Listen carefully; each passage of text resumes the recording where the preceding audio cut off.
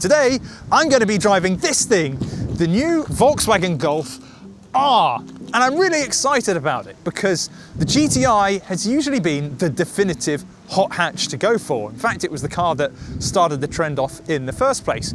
But cars are getting bigger now and more powerful, and the new Mark 8 GTI has become more of a warm hatch than a hot hatch.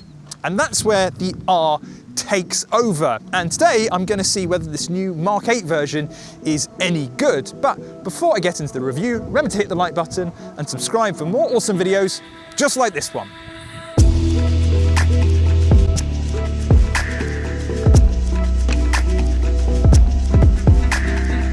Now, the old Golf R looked really subtle. In fact, a lot of the time you couldn't really tell the difference between a Golf R and an R-Line unless you looked at the back and could see the exhaust layout. Whereas this new model has a much more aggressive look.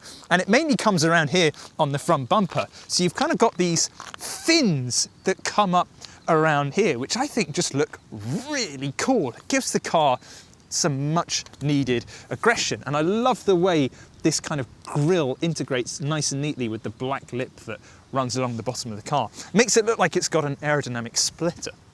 Much more aggressive front end. And you've also got this blue stripe that runs along the front, but you also get that on the GTE, which is the plug-in hybrid. It's a little bit more typical Golf around the side of the car.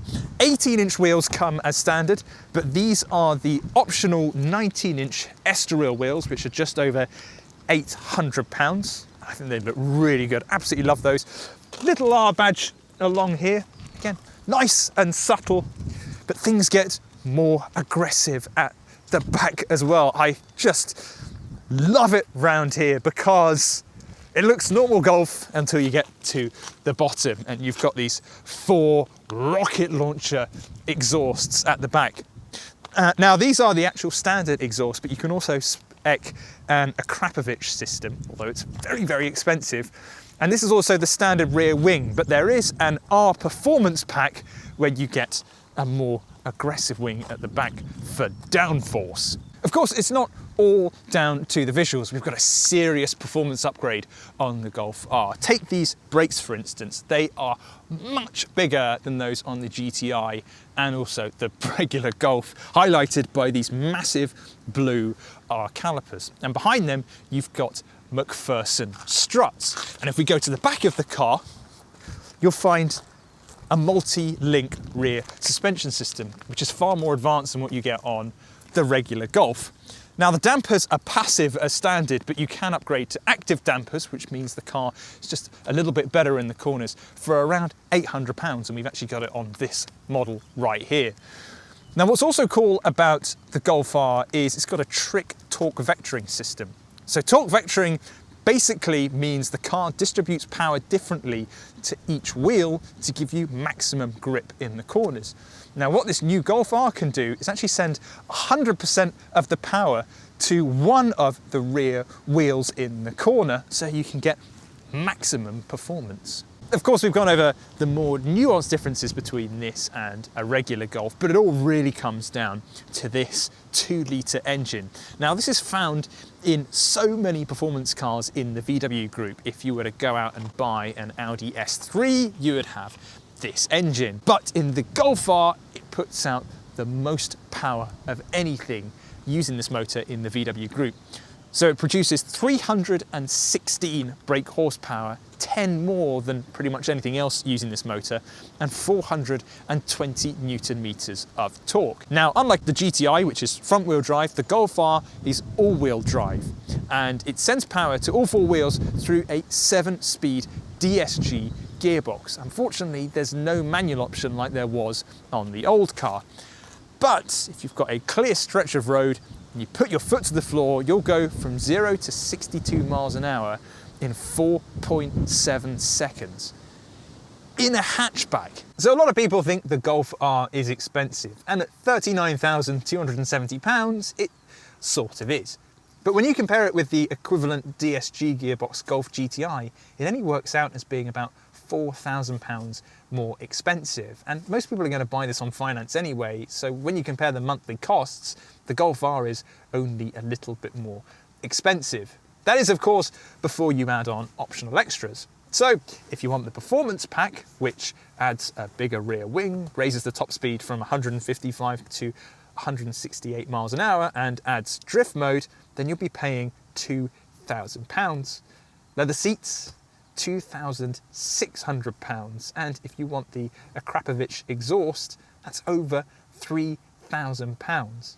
In fact, there are some quite important things that are actually left off the spec list as standard. And if you wanted to tick everything on there, you'll be paying at least £53,000 for a Golf. Golf R is pretty much the same as all other Golfs, but there are some small differences. So you've got this faux carbon fibre effect. In fact, it only looks carbon fibre from a distance, and without my glasses on, when you go up close, it kind of looks like someone's taken a Brillo pad and scratched up the top of the dashboard.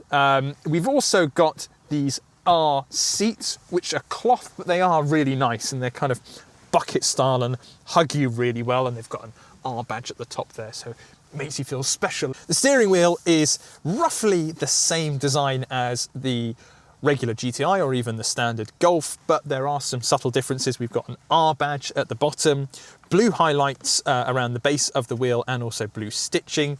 And the paddles are also a little bit bigger as well, so you feel like a proper racing driver when shifting through the gears. The only one problem I've got though is that when you click the vehicle button in the menu, it shows a regular Golf and not a Golf R. Why is that, VW? One other big difference on the R is that we have a dedicated R button on the steering wheel, which lets us change the driving modes from comfort, sport, race, and individual. And if we go for the performance pack, we also get drift mode and special, which is designed for the Nürburgring. So let's go and see what they're like on the road.